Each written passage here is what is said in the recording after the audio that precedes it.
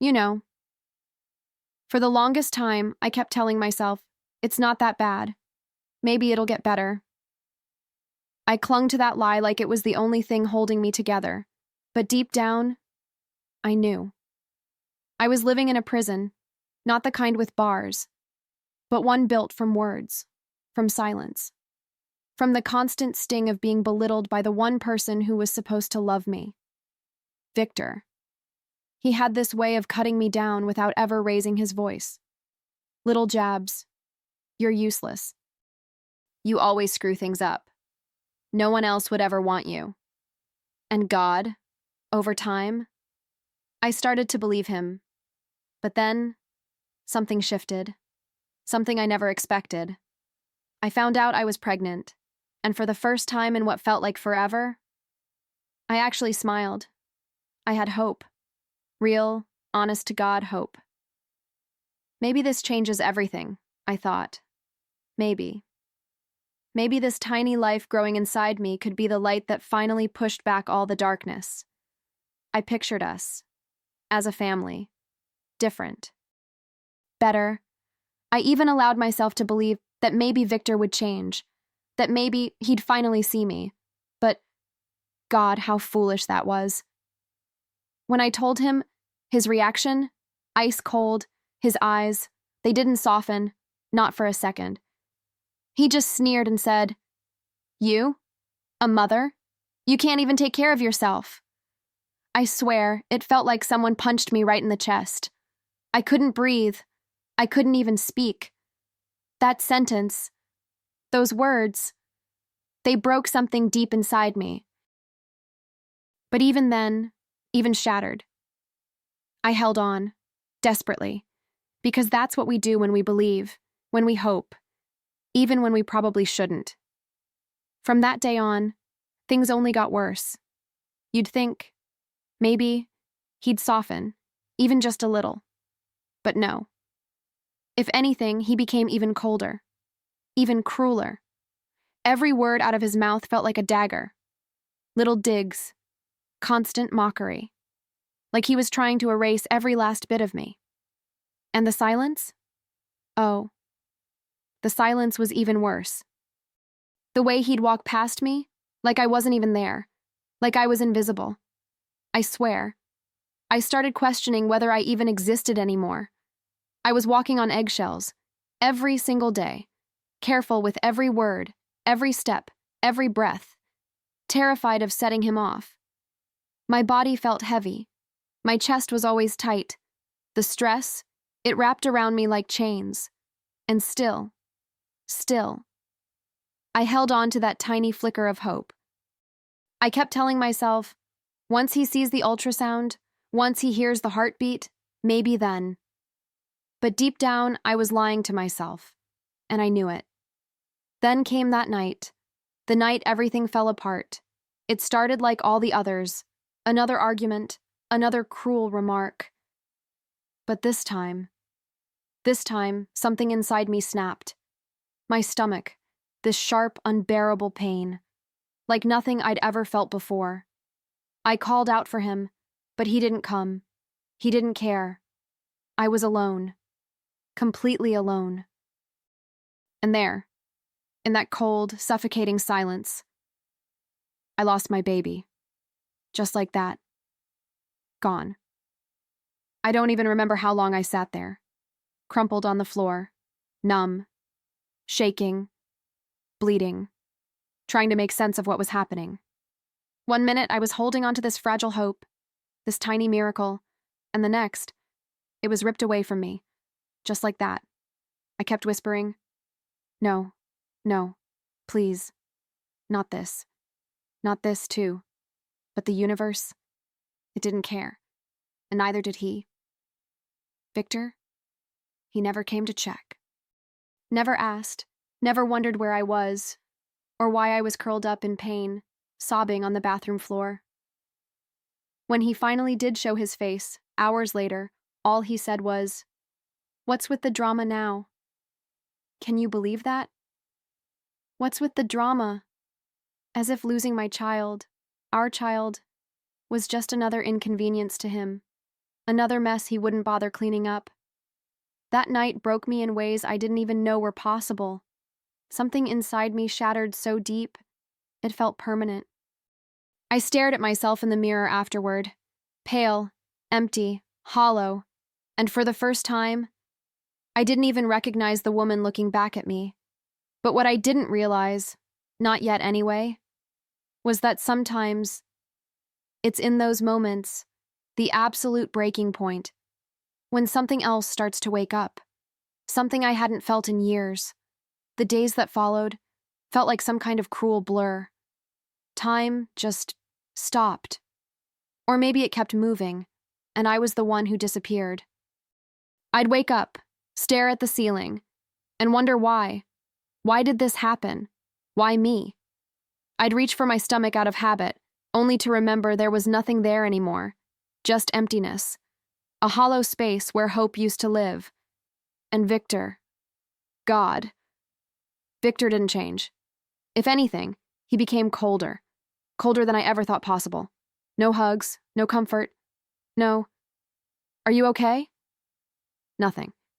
Instead, he looked me dead in the eye and said, "Maybe it's for the best." Can you imagine?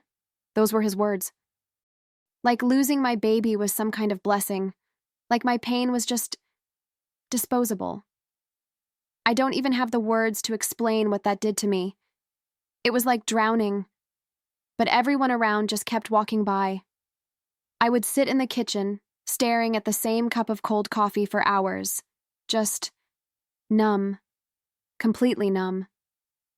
Victor would walk in, grab his keys, scroll through his phone, laugh at some text, as if nothing happened, as if I didn't happen. I started questioning everything. My worth. My existence. Was I really that easy to forget? Was I really that invisible? Part of me wanted to scream, but another part was just too tired. I wish I could say there was someone, anyone here who showed up, who noticed I was falling apart. But no, I was completely, devastatingly alone. Friends had faded over the years, pushed away by Victor's constant criticism, his subtle control, or maybe by my own shame. Family? Too distant, too out of reach. I was left sitting in the ruins of a life I didn't even recognize anymore. Every night was the same. I'd lay awake, staring at the cracks in the ceiling, replaying every moment. What did I do wrong? Why wasn't I enough? I tortured myself with those questions, over and over. The silence was suffocating, but somehow his presence made it worse. He'd sit on the couch, scrolling through his phone, chuckling at something, while I sat across the room, shattered. I could almost feel the weight of his indifference pressing against my chest, and yet, somewhere, deep beneath all the grief, something else started to stir. I didn't recognize it at first. It was small, faint, like the tiniest ember buried under ashes. But it was there. This whisper. This stubborn, defiant little voice that said, "You deserve better than this." At first I ignored it, dismissed it. I mean, how could I believe that when I felt so broken? But that voice, it didn't go away. Little by little. That tiny voice grew louder. Not strong. Not yet. But louder. Some days it whispered, "This isn't love." Other days it screamed, "Get out before there's nothing left of you." And even though I still felt like a ghost in my own life, that whisper became something I couldn't ignore anymore. I started noticing things I used to brush off. The way Victor would smirk when I cried, the way he'd roll his eyes if I tried to speak. How he acted like my pain, my grief, was an inconvenience to him. It wasn't just the miscarriage, it wasn't just the loss of a baby. It was the realization that I had spent years, shrinking myself down to fit inside a life that was never meant for me. And yeah, I was exhausted, drained, broken. But somewhere in that exhaustion was this quiet, undeniable truth. If I didn't fight for me, No one else would. I didn't know how. I didn't know when. But for the first time in a long time, I knew I had to. I had to survive. Not for him, not even for what I lost, but for me. You know, for a while, I really tried. Tried to pick up the pieces.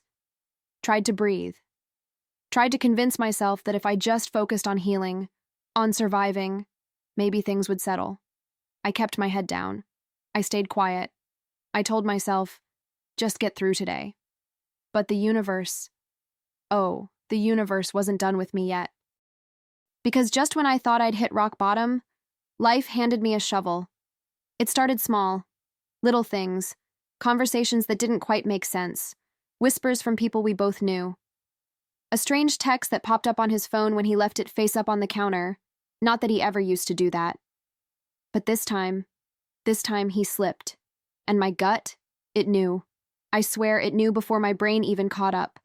That cold, hollow feeling in the pit of my stomach, that wasn't paranoia. That was intuition screaming, look closer. So I did.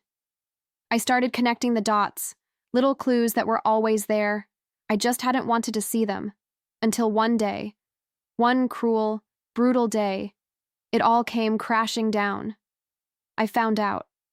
Victor, my husband, the same man who stood by and watched me grieve alone, had gotten someone else pregnant. Pregnant.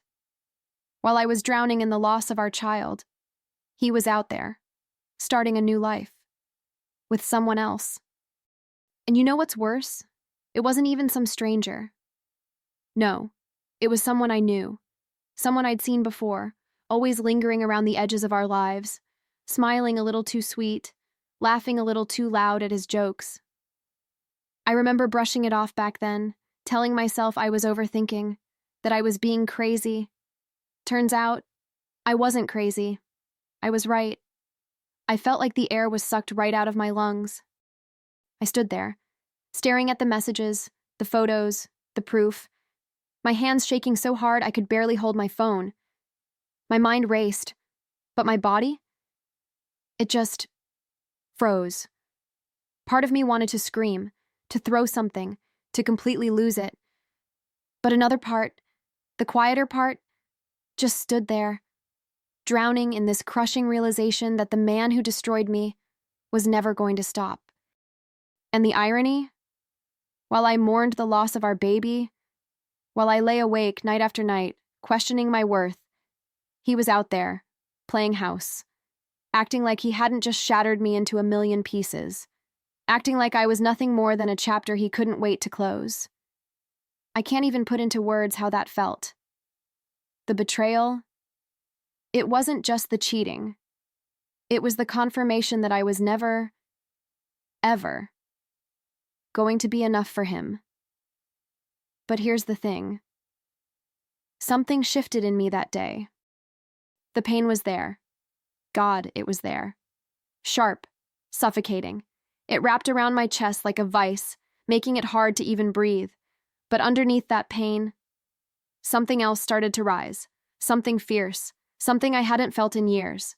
Rage. Pure, white-hot rage. The kind that doesn't burn you down. No. The kind that wakes you up. I remember standing in front of that mirror, staring at my own reflection, and for the first time in a long time, I didn't see a victim. I didn't see someone broken or weak. No. I saw a woman who had been pushed to her absolute limit, and who had nothing left to lose. And let me tell you, a woman with nothing left to lose, she's the most dangerous thing you'll ever meet. It was in that moment, standing there, fists clenched, tears dried on my face, that I made a decision. This wasn't going to break me. Not this time. I wasn't going to crumble. I wasn't going to beg. I wasn't going to let him write the ending to my story. No. If Victor thought he'd won, if he thought I was done, he was about to learn just how wrong he was. The very next morning, something inside me just switched. I woke up. But it wasn't the same kind of waking up I'd done before. No. This time it felt different. Sharper. Clearer. like I'd finally opened my eyes after years of living blind. And for the first time, I wasn't thinking about how to fix it. I wasn't wondering how to make him love me. I was thinking about how to save myself. I grabbed my laptop. I started Googling divorce lawyers like my life depended on it. Because, honestly, it did. I made calls, I sent emails, and every time I said the words, "I need help," "I'm leaving my husband," out loud, something shifted, something loosened. Like this invisible weight had been sitting on my chest for years, and it was finally starting to crack. I could breathe again. For the first time, I could actually breathe. And while Victor? Oh, he had no idea. None.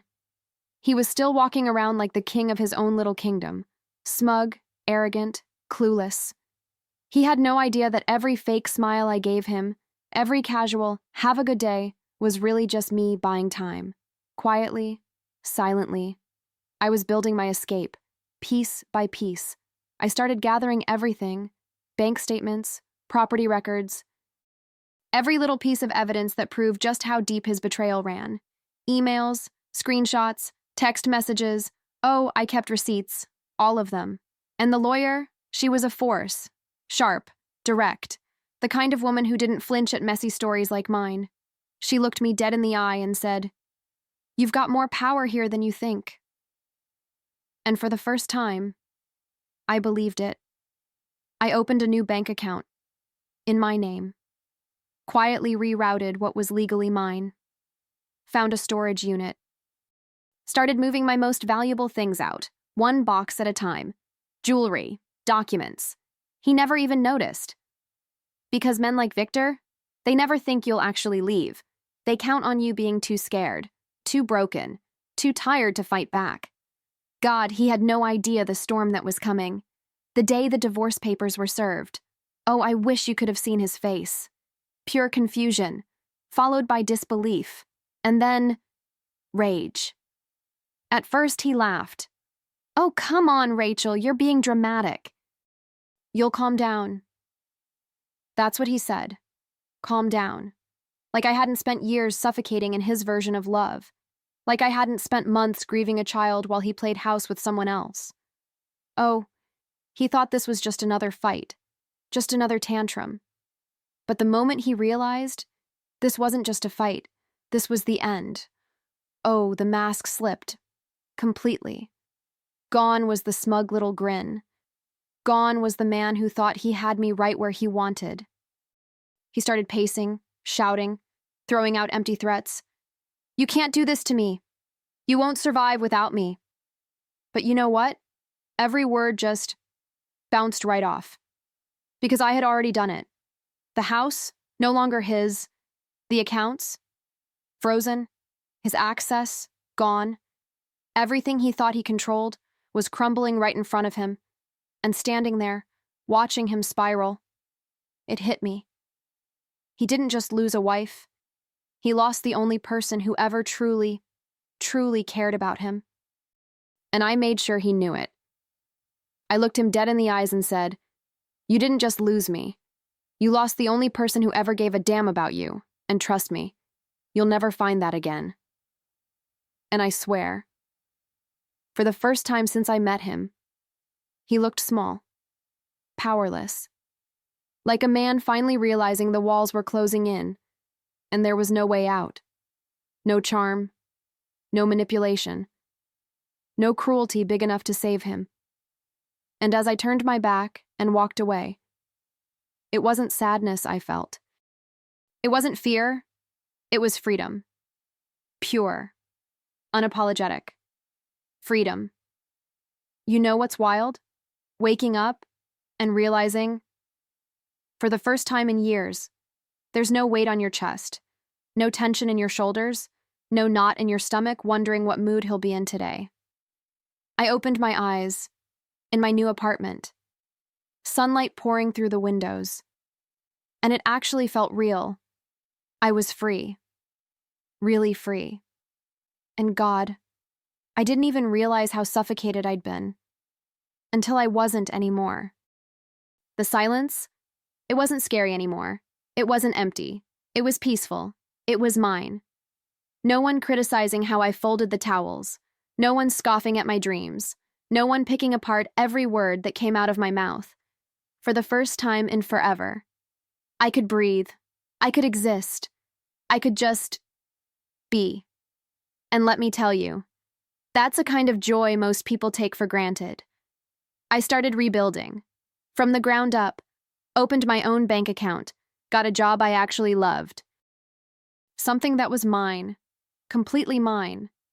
I reconnected with friends, the ones I hadn't seen in years, the ones Victor pushed away, or maybe the ones I let drift because I was too busy surviving. And you know what? They didn't ask, "Why did you stay?" They just said, "We're glad you're back." It's funny. When you finally step out of the chaos, you start seeing things clearly.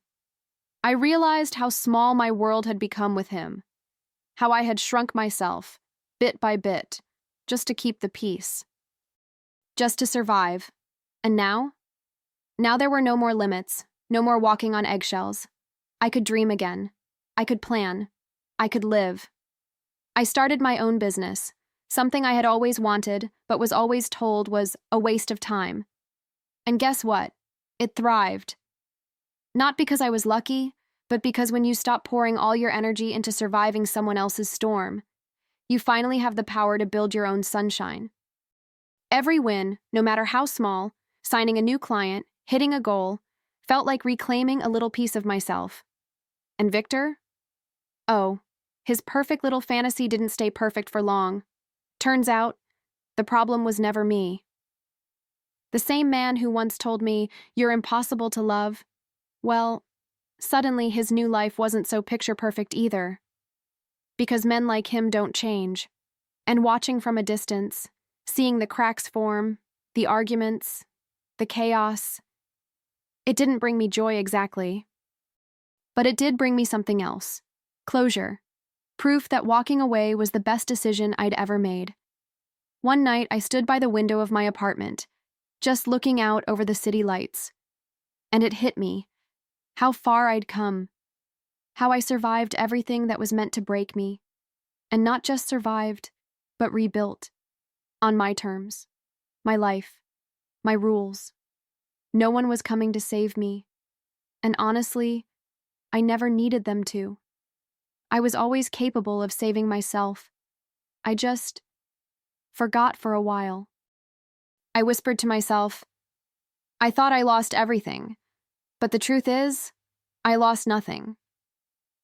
What I lost was the version of me that believed I wasn't enough, the version that settled, that tolerated, that made herself small to fit someone else's comfort.